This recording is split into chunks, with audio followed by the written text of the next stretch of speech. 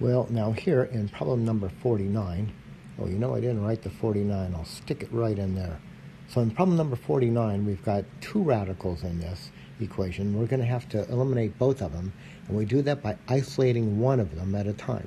So this one's positive. Why don't we isolate this one? So let's add, here's my plan. I'm going to add this to each side. So that's going to give us the square root of 2x plus 2 equals, why don't we write it maybe as 1 plus the square root of x plus 2.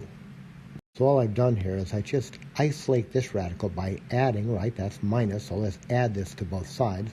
So if I add it to this side, it's 0, so it's gone. If I add it to this side, I'll get the 1 plus that square root.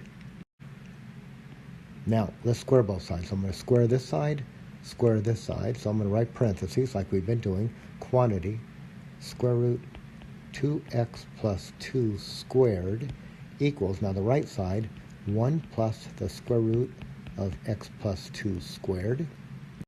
And on the left side, when we square root, the radical just comes off, and we get 2x plus 2 equals.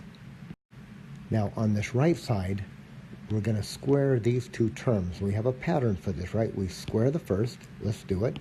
Square the first. Multiply the two together. When you multiply these together, we get 1 times the square root. But you double it. And when you double it, then you're going to get 2 times that square root. And then we square the last. The last happens to have a radical, so when we square that radical, we know it comes off, so we get plus x plus 2. Okay, so we need to be careful here, right? We square the first, getting the 1. We multiply these two together, getting 1 times the square root, but you double it, so you get 2 times the square root. And then you square the last. Square root, the radical comes off. So we can fix up this right side a little bit. The 1 and the 2 will give us a 3, and we'll have the x over here. So let's write this. So we're going to have on the left side that 2x plus 2 equals, now 1 plus 2 is 3, plus this x plus 2 of those square roots. Right, we get the 1 and the 2 is this 3 right here. Here's the x plus 2 of those square roots. So again, what we've got is an equation with one radical in it. Look what we did. We started up here with two radicals. We isolated a radical, squared both sides, and we eliminated that radical. Now we've got a radical equation again. So we're going to isolate this radical and then square both sides. So let's isolate this. Let's subtract 3, subtract x. So here's the plan.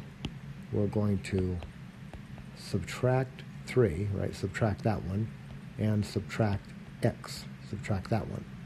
So let's do it. So we'll get 2x minus x is x. Then we'll get a plus 2 if we subtract 3. 2 minus 3 is minus 1. And this is all equal to 2 times the square root of x plus 2. So now we're going to square both sides. So I'll do that up here at the top. I'll indicate it. X minus 1 squared equals quantity 2 square root of x plus 2 squared.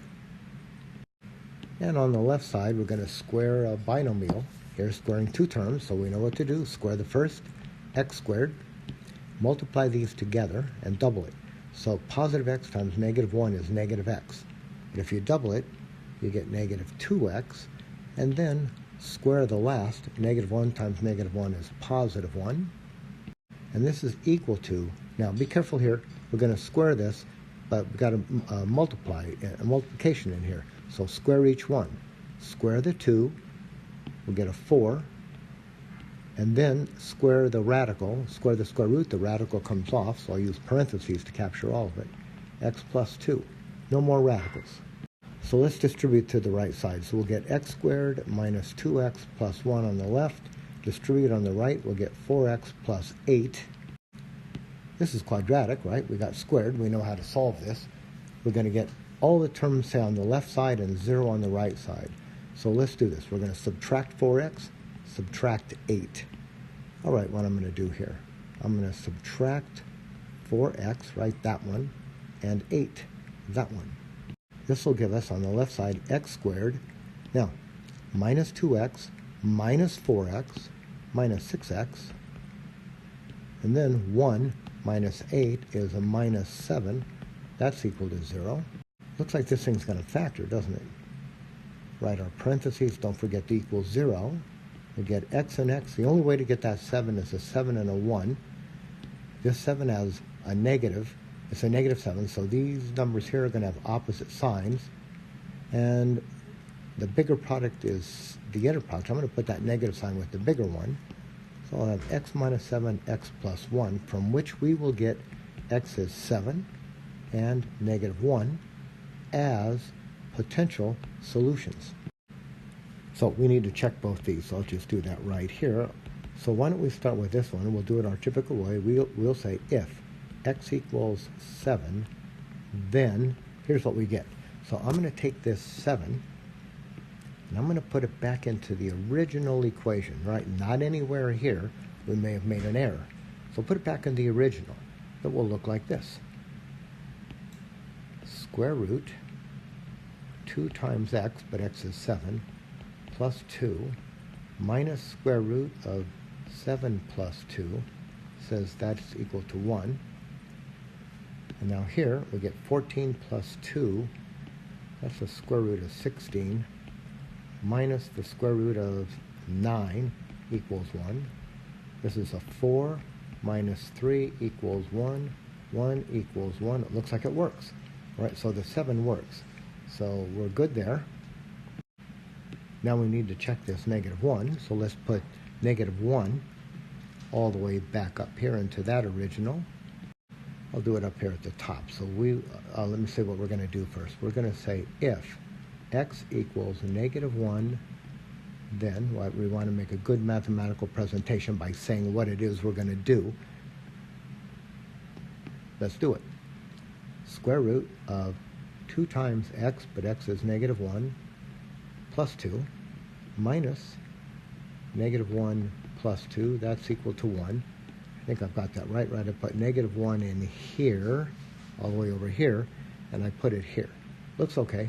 So now this is going to give us the square root of negative 2 plus 2 minus the square root. Negative 1 plus 2 is 1 equals 1. Well, this is the square root of 0 minus the square root of 1 is 1. This is 0 minus 1 equals 1. This gives us negative 1 equals 1, and that just is false, right? That doesn't work. So we had a potential solution of 0, but we can see if we use, we had a potential 0, we had a potential solution of negative 1, but it did not check. That was an extraneous solution.